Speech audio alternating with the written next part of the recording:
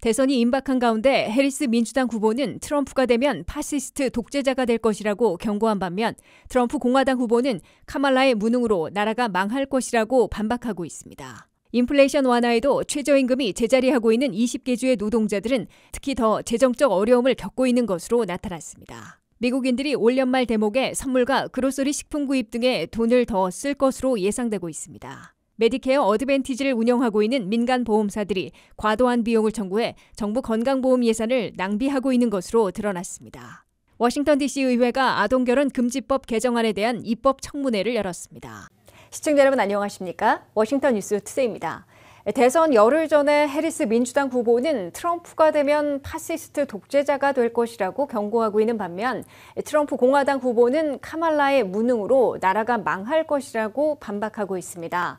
적색 경고와 공포 전략으로 크로징 메시지를 던지고 있는 두 후보들의 외침을 듣고 3-4%로 줄어든 부동층 유권자들이 어디로 더 쏠릴지 주시되고 있습니다. 한면택 기자가 보도합니다. 대선 열흘여 전에 두 대통령 후보들의 설전은 독서를 퍼붓는 것으로 치닫고 있습니다. 급기야 해리스 후보는 상대를 파시스트, 독재자로 부르고 있고 트럼프 후보는 낮은 IQ, 무능함으로 나라 망칠 후보로 조롱하고 있습니다. 카말라 해리스 민주당 후보는 사성장군 출신 트럼프 옛 핵심 참모들의 말을 비롯 트럼프는 파시스트 독재자가 돼 히틀러처럼 자신에게만 충성하는 군대를 동원해 복수와 보복에 나설 것이라고 강력 경고하고 있습니다. Do you think Donald Trump is a fascist? Yes, I do. Yes, I do. Is a legitimate fear based on Donald Trump's words and actions that he will not obey an oath to support and defend the Constitution of the United States. He himself has said he would terminate. 해리스 후보는 최대 경합지 펜실베니아에서 CNN 주최로 열린 타운홀 미팅에서 트럼프 후보가 파시스트, 독재자로 생각하느냐는 질문을 받고 나도 그렇다고 생각한다고 단언했습니다. 그러나 이는 내 말, 내 생각이 아니라 그와 가장 가까이서 일했던 공화당 출신 옛 핵심 참모들의 증언이라고 해리스 후보는 강조했습니다. 해리스 후보는 트럼프 일기 핵심 참모들을 대거 포함하고 딕 체니 부통령, 리즈 체니 연방 하원의원 등 공화당 출신 고인사들이 400명 이상 자신을 지지한 것으로 보면 트럼프 후보가 얼마나 불안정하고 공직에 부적합한지를 알아야 한다고 강조했습니다. 미 해병대 사성장군 출신으로 국토안보부 장관과 트럼프 백악관 비서실장을 지낸 존 켈리 전 실장은 뉴욕타임스와 더 어틀랜틱과의 인터뷰에서 트럼프는 분명 독재자들을 숭배해온 파시스트, 독재자의 부류에 들어간다고 밝히고 마지막 경고라며 육성까지 공개했습니다. The former president is in the far right area. He's certainly an authoritarian. Admires people who are dictators. He has said that. So he certainly falls into the general definition of fascist, for sure. 육군대장 출신인 마크 밀리 전 미 합참의장도 트럼프 전 대통령은 대중을 선동해 극단적 민족주의를 추구하고 민주주의를 부정하며 공개적으로 독재하는 파시스트라고 불렀습니다. 이에 트럼프 측은 옛 안보 참모들과 허비한 시간이 아깝다며 그들은 거짓으로 이야기를 꾸며내고 있을 뿐이라고 반박했습니다. 도널드 트럼프 공화당 후보는 조지아 등 격전지를 돌면서 벌이는 유세에서 해리스 후보에 대한 인신공격에 주력하며 나라를 망치게 할 후보로 몰아붙이고 있습니다. Everybody knows that. The smart people know. She's the only one that doesn't know it. Low IQ. She's a low IQ individual. No one trusts her. No one takes her seriously. And something is clearly wrong with her. Something is wrong with her. 트럼프 후보는 조지아 유세에서도 낮은 IQ로 아무 일도 하지 못한 무능한 카말라에게 4년을 맡긴다면 나라가 망할 것이라고 경고의 메시지를 보냈습니다. 해리스 후보가 상대를 히틀러와 같은 파시스트, 독재자로 부르면서 엄중 경고하고 있고 트럼프 후보는 무능한 최악의 부통령에게 4년을 더 맡기면 나라가 망한다는 경고를 대선 열흘 전에 최후의 클로징 메시지로 보내고 있어 어느 쪽 경고가 먹힐지 주목되고 있습니다. WKTV 뉴스 한면택입니다. 인플레이션이 완화되고 일자리 시장이 회복됐다는 지표들이 나오고 있지만 여전히 많은 미국민들은 재정적으로 어려움을 겪고 있습니다. 특히 수년째 제자리하고 있는 최저임금을 받고 있는 노동자들은 임금 인상에 더 관심이 높아지고 있는데요. 2009년 7달러 25센트로 최저임금이 인상된 후 15년째 오르지 않고 있는 주들이 아직도 20개 주에 이르고 있습니다. 류령아 기자의 보도입니다. 올해 미국 대선의 8개 주요 격전지 중 절반은 시간당 7.25달러의 연방 최저임금을 적용하고 있는데 이 임금은 2009년 이후 생활비가 47%나 급등했음에도 변동이 없는 상황입니다. 연방 최저임금은 2009년부터 15년간 7.25달러로 제자리하고 있는데 1938년 표준임금이 도입된 이래로 가장 오랫동안 인상이 없었던 기간입니다. 30개 주가 최저소득 근로자의 임금을 인상시키기 위해 나섰으나 8개 주요 주 중 4개 주인 조지아, 노스캐롤라이나, 펜실베니아, 위스콘신을 포함하여 20개 주는 여전히 연방 기준 임금에 의존하고 있습니다. 전문가들은 이러한 지역의 근로자들이 더 높은 임금 수준을 제공하는 주에 거주하는 사람들보다 뒤처질 위험에 있다고 지적했습니다. 비즈니스 포러 페어 미니멈 웨이지의 CEO인 홀리 스클라는 시간당 7.25를 버는 것은 빈곤 수준의 임금이며 근로자뿐만 아니라 사업에도 좋지 않다고 덧붙여 설명했습니다. 만약 연방 최저임금이 인플레이션에 연동되었다면 지금은 시간당 10.61달러가 될 것으로 추정됩니다. 대다수의 미국인은 4년 전보다 경제적으로 더 나쁘다고 느낀다고 말하는데 CBS 뉴스 여론조사에 따르면 10명 중 6명의 유권자는 미국 경제를 상당히 나쁘다 또는 매우 나쁘다고 묘사했습니다. 펜실베니아 관련 이슈를 연구하는 키스톤 리서치 센터는 블로그 게시물에서 우리 지역에서 최저임금은 주변 주에서는 올랐지만 펜실베니아는 오르지 않았다고 언급했습니다. 미국 진보센터는 연방 최저임금을 15달러로 인상하면 미국 근로자 4명 중 1명, 즉 약 4천만 명의 급여가 인상될 것이며 최저임금을 받는 일부 근로자의 경우 연간 임금이 최대 8,000달러 인상될 것이라고 밝혔습니다. WKTV 뉴스 류령아입니다. 미국민들은 올 연말 대목에 선물과 그로서리 식품 구입 등 쇼핑에 돈을 더 쓸 것으로 예상되고 있습니다. 전미 소매연맹은 1인당 902달러씩, 뱅크 오브 아메리카에선 전년에 비해 7% 늘어난 1인당 2,100달러나 지출할 것으로 추산되고 있습니다. 김미영 기자의 보도입니다. 미국의 업계가 10월로 앞당겨 올 연말 대목 최대 쇼핑 시즌을 시작한 데 맞춰 미국민 소비자들도 지갑을 더 활짝 열 채비를 하고 있는 것으로 보입니다. 업계와 금융기관, 컨설팅 회사들이 잇따라 올 연말 대목에는 미국민 소비자들이 지난해보다 돈을 더 쓸 것으로 조사됐다는 보고서를 내놓고 있습니다.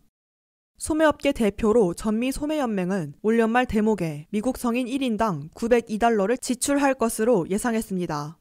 이는 지난해 875달러보다 25달러 늘어나는 것입니다. 전미 소매연맹은 8,000명을 대상으로 설문조사한 결과 근년 들어 처음으로 1인당 연말 지출액이 900달러를 넘어설 것으로 나타났다고 밝혔습니다. 컨설팅 회사인 딜로이트는 4,000여 명을 대상으로 조사한 결과 올 연말 대목에 1인당 1,778달러를 지출할 것으로 나타났다고 밝혔습니다. 이는 전년보다 8% 증가하는 것입니다. 뱅크 오브 아메리카의 보고서에선 그보다 훨씬 많은 1인당 지출액이 2,100달러나 될 것으로 내다봤습니다. 세 곳의 1인당 지출액에 차이가 있으나 기준이 달라서일 뿐이고 증가율은 엇비슷하게 7%에서 8%를 기록할 것으로 예상되고 있습니다. CBS 뉴스는 업계가 할러데이 세일을 대폭 앞당겨 일찍 돌입한 상황에서 일자리가 안정되고 임금은 올라간 반면 물가는 진정돼 실질 임금의 인상으로 돈 쓸 여력이 늘어나고 있기 때문으로 분석했습니다. 다만 미국민 소비자들은 돈을 더 쓰더라도 파격 할인 상품에 몰리고 있는 것으로 관측되고 있습니다. 또한 이번 연말 대목에 종류와 품질, 가격을 쉽게 비교할 수 있는 온라인에서 쇼핑하겠다는 비율이 57%로 가장 많았습니다. 백화점을 찾겠다는 소비자들은 46%이고 그로서리에서 식품 구입에 돈을 쓰겠다는 비율도 46%에 달했습니다. 디스카운트 할인 스토어에서 쇼핑하겠다는 비율은 45%로 나타났습니다. WKTV 뉴스 김미현입니다. 메디케어 어드밴티지로 분류되는 보충 플랜을 운영하는 민간 보험사들이 간단한 홈케어 등의 과도한 비용을 청구해 한 해 수십억 달러씩 챙기고 있는 것으로 연방보건부 감사 결과 드러났습니다. 대형 민간 보험사들은 특히 메디케어 수혜자들의 가정에 간호사 등을 보내 치료 없이 간단한 진단만 해도 1회에 2,000달러 안팎을 청구해 받아낸 것으로 나타났습니다. 메디케어 정부 건강보험 예산이 과다 청구로 의심되는 민간 보험사들에게 너무 낭비되고 있다는 의문이 또 제기됐습니다. 65세 이상 노년층과 장애인 등 6,060만 명이 가입돼 있는 메디케어는 의료비의 80%만 커버되기 때문에 민간 보험사들이 운영하는 메디케어 어드밴티지 또는 메디케어 서플리먼트 등에 추가로 가입해 20%를 커버받고 있습니다. 현재 메디케어 어드밴티지에 추가 가입한 사람들은 전체 메디케어 가입자의 절반을 넘는 3,300만 명으로 나타났습니다. 그러나 메디케어 어드밴티지 플랜들이 과도한 비용을 메디케어 당국에 청구해 한 해에 수십억 달러씩 챙기고 있는 것으로 보인다고 월스트리트 저널이 폭로했습니다. 월스트리트 저널이 지난 8월 폭로하자 연방보건복지부 감사관실이 감사를 실시한 결과 비슷한 과다 청구로 의심되는 항목에 수십억 달러를 지급한 것으로 확인됐습니다.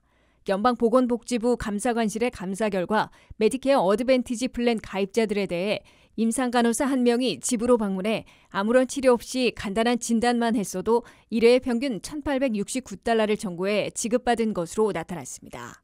과다 청구로 의심되는 민간 보험사들의 요구로 메디케어 당국은 2023년 안에 42억 달러를 지급한 것으로 감사 결과 확인됐습니다.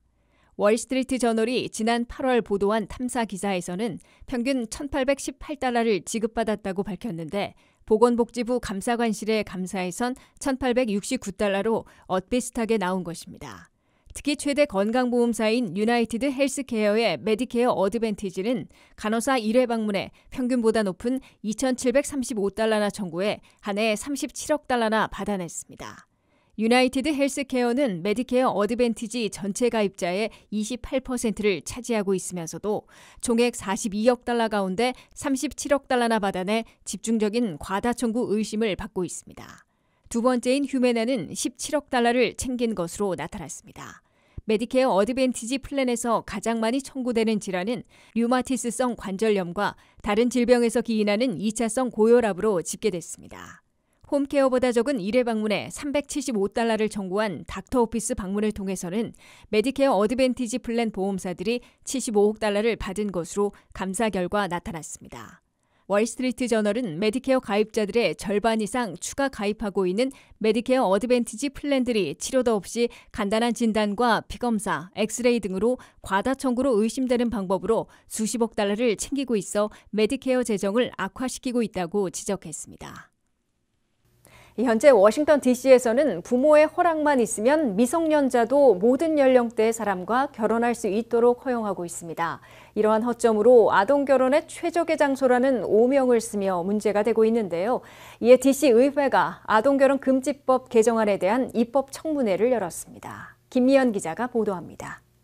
아동결혼은 미국에서 지속적인 문제입니다. 2000년에서 2018년 사이에 미국에서 30만 명 이상의 아동이 결혼했으며 특히 미성년 소녀가 성인 남성과 결혼한 것이 대부분의 비율을 차지한 것으로 드러났습니다. 연구에 따르면 성인 이전에 결혼한 경우 고등학교를 중퇴할 가능성이 50% 더 높고 미래에 빈곤할 가능성이 31% 더 높았습니다. 게다가 2020년 전국조사에 따르면 대부분의 미국민은 여전히 아동결혼이 일어나고 있다는 사실을 전혀 모르고 있으며 미성년자와 결혼하는 것은 전국적으로 불법이며 다른 나라에서만 일어나고 있는 것으로 생각하고 있었습니다. 워싱턴 DC의 법률은 미성년자가 부모 중 한 명의 허락만 있으면 모든 연령대의 사람과 결혼할 수 있도록 허용하고 있습니다. 이러한 허점으로 인해 컬럼비아 특별구에서는 부모의 허가서만 있으면 누구나 미성년자와 결혼할 수 있으며 결혼이 강제적으로 일어났는지 또는 미성년자 본인이 원하는지 확인하는 시스템이 없으며 거주 여건도 없으므로 DC는 아동결혼의 최적의 장소로 자리매김하는 오명을 썼습니다. 의회 의원인 브루크 핀토가 도입한 이 법안은 대서양 중부 지역의 법안과 달리 아동결혼이 DC에서 여전히 합법적이라는 현실을 해결하는 것을 목표로 하고 있습니다. 펄슨 센터의 대표이사는 현재 연방정부는 외국인 배우자, 약혼자가 배우자 또는 약혼자비자 수혜자가 되는데 최소 연령을 정하지 않았다며 DC에서 16세 또는 17세 소녀가 시민권을 위해 합법적으로 인신매매될 수 있고 해외 성인 남성과 결혼하도록 강요받아 비자와 시민권 취득의 길을 얻을 수 있다는 것을 의미한다고 경고했습니다. 현재 13개 주가 아동결혼을 완전히 종식시켰고 모든 주가 2016년 이후 이 문제에 대해 논의하고 있으므로 DC 또한 아동결혼을 종식시키기 위한 긴급조치를 취해야 합니다. 또한 DC의 아동결혼 허용이 DMB 지역 전체에 아동을 위험에 빠뜨리고 있다는 경각심을 불러일으켜야 한다고 지적되고 있습니다. WKTV 뉴스 김미현입니다. 이상으로 워싱턴 뉴스투데이를 마치겠습니다. 시청해주신 여러분 고맙습니다.